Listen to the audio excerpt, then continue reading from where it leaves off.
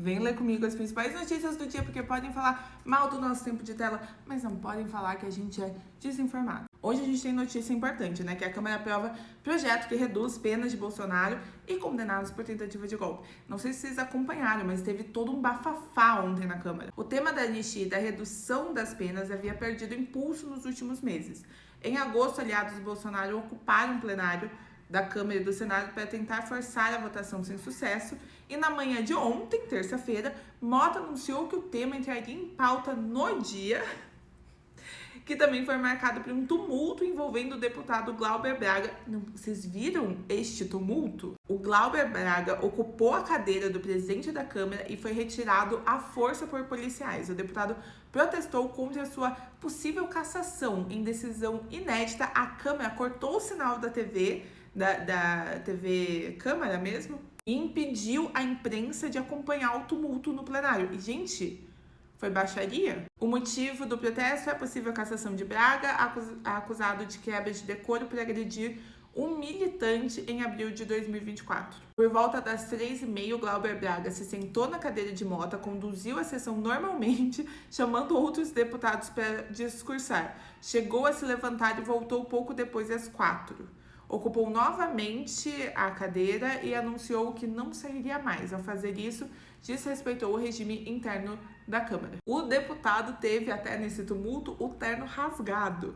Após a retirada, Mota disse que Braga desrespeitou a Câmara e mandou apurar possíveis excessos da segurança contra a imprensa. E daí, depois de todo esse caos, que a gente teve essa aprovação na madrugada desta quarta-feira, às 2h26 da manhã, porque de vez em quando eles gostam de trabalhar, a gente teve a aprovação do projeto de lei que reduz as penas dos condenados por atos golpistas, incluindo o ataque do 8 de janeiro de 2023. O projeto foi aprovado na Câmara, significa que agora ele vai para o Senado e tem que ser aprovado para o Senado, e depois ele vai para a sanção do presidente, que também precisa acontecer, senão ele volta para a casa anterior e daí até dá para passar, mas volta mais casas, digamos assim. Foram 291 votos a favor e 148 votos contra, além de uma abstenção. 72 deputados estavam ausentes. A gente aqui não está falando em anistia, a gente está falando numa diferença de dosimetria. A condenação continuaria, mas a gente ia ter uma redução do tempo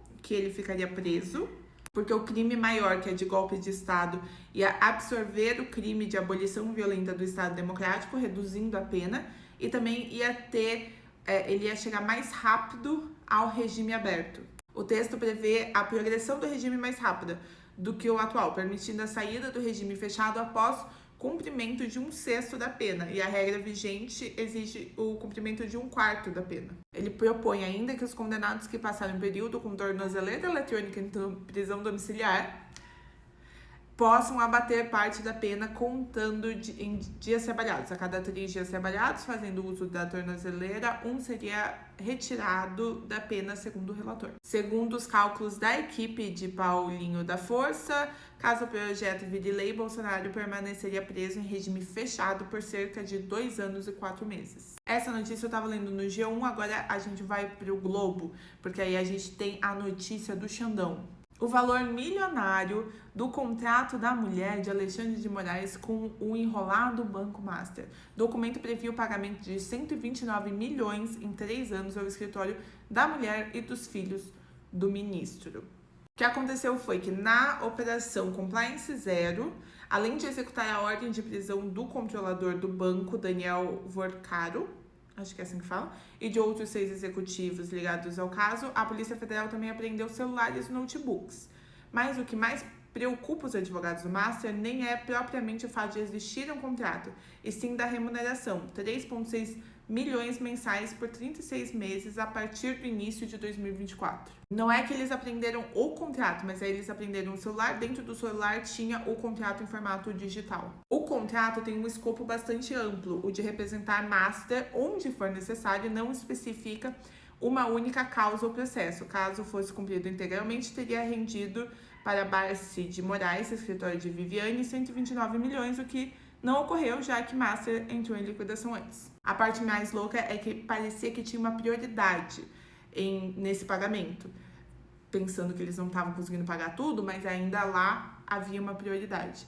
Em mensagem com a equipe, Vorcado deixava claro que os desembolsos para a Viviane eram prioridade para o Master e não podiam deixar de ser feitos em hipótese alguma. Aí ele explica que teve sim uma queixa-crime apresentada em abril de 2024 por Vorcado pelo Master contra o investidor Vladimir Timerman, sei lá, que foi feita por esse escritório de advocacia. Pra mim, a parte mais complicada são essas trocas de mensagem falando da prioridade, que é meio esquisito, e tem que ver por que eles estavam recebendo, porque só o fator ter um contrato com o escritório de advocacia e esse contrato ser aberto para vários serviços e você ganha um valor mensal, eu tenho isso com empresas. Tem empresas que me pagam como advogada mensalmente para que eu preste uma consultoria continuada, inclusive